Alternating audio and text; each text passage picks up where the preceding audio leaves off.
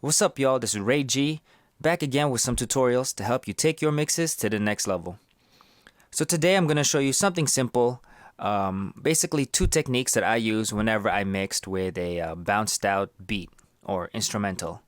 So a bounced out instrumental is basically you have the instrumental as a left and right, as a stereo, whether it be a wave or MP3. You don't have any control over each of the separate stems. You only have this stereo version of it.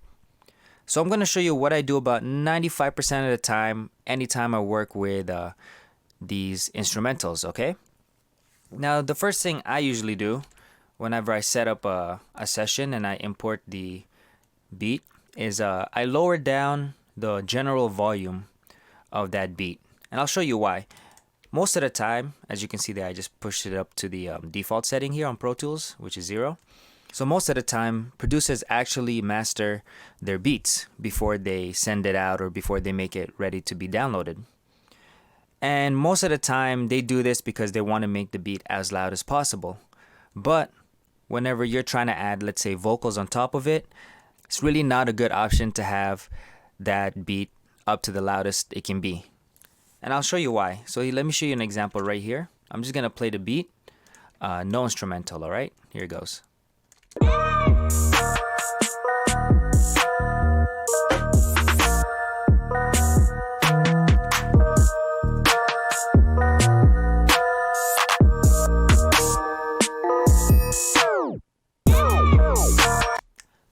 Sorry, I forgot to bypass an EQ up here.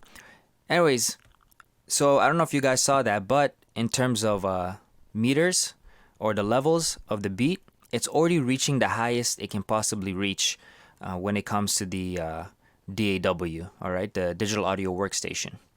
Because it's so loud, anytime we want to add extra sounds to it, it's just going to increase the volume.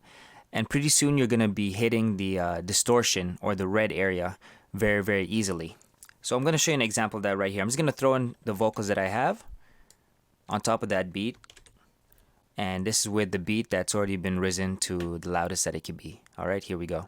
Girl, hang with the entities. Don't give shit to our enemies. We go ham with the energy. We go ham with the energy. Don't give shit to our enemies.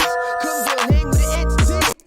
So if you look there, the vocals that I've had or that I've added, they're not even as loud as the beat, but we're already hitting the distortion point on Pro Tools.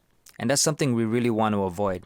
At the same time, if I was to try and increase the volume of the vocals on a mastered beat, it's not going to be as loud as I want it to be because I'm trying to fight the loudness of the beat.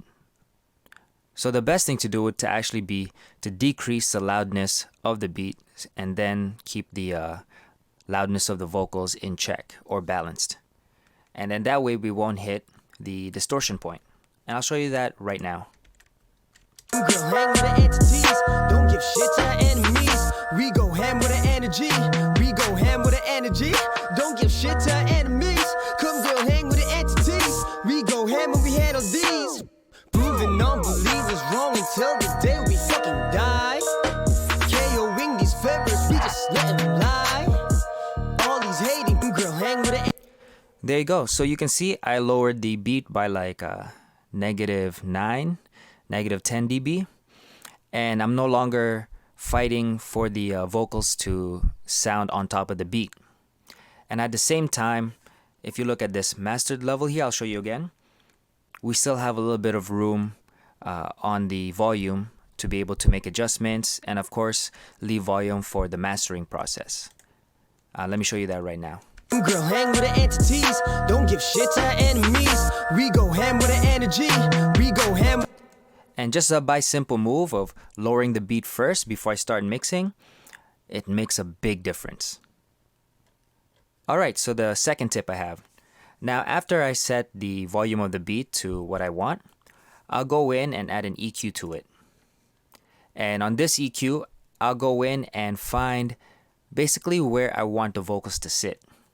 I usually do this by going into the vocals and mixing it the way I want it to. So this is the EQ that I've set for the vocals.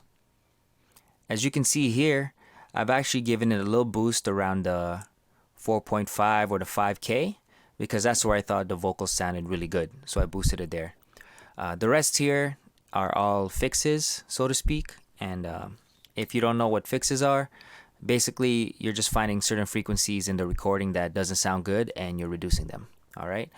There's a lot of videos out on YouTube, and I did one before too on how to do that. So just look those up and you guys can basically find out what they do. All right, so back again to the topic. Around the 4.5 or 5,000 kilohertz, I boosted the frequencies there, gave a little presence to the vocals, and then I went into the EQ that I've put on the beat.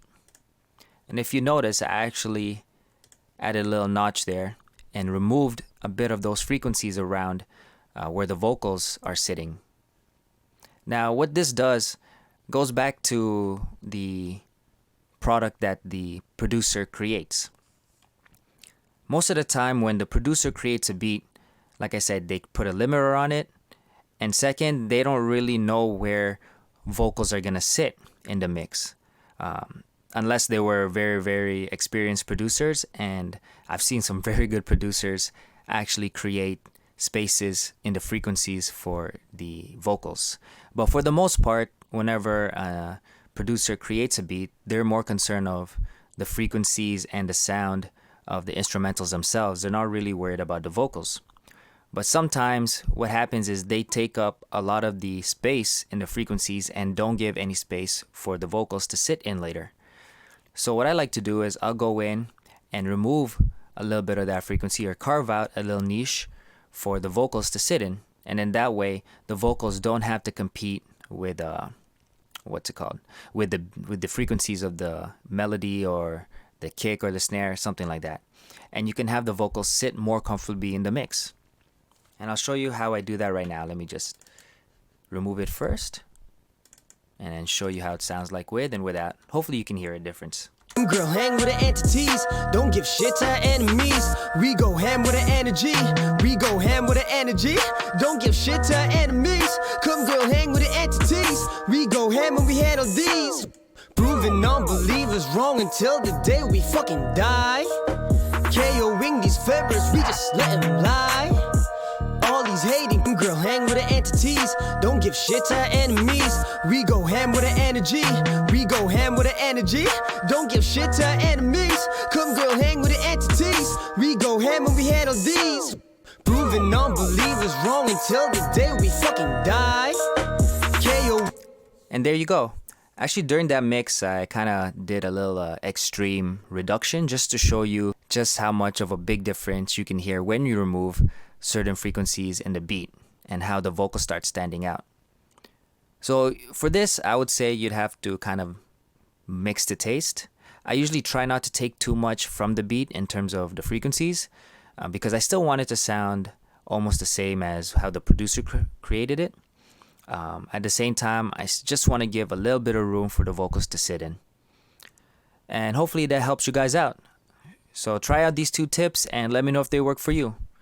Once again, this is Raygee, letting y'all know knowledge is power, experience is key. Till next time, y'all. Peace.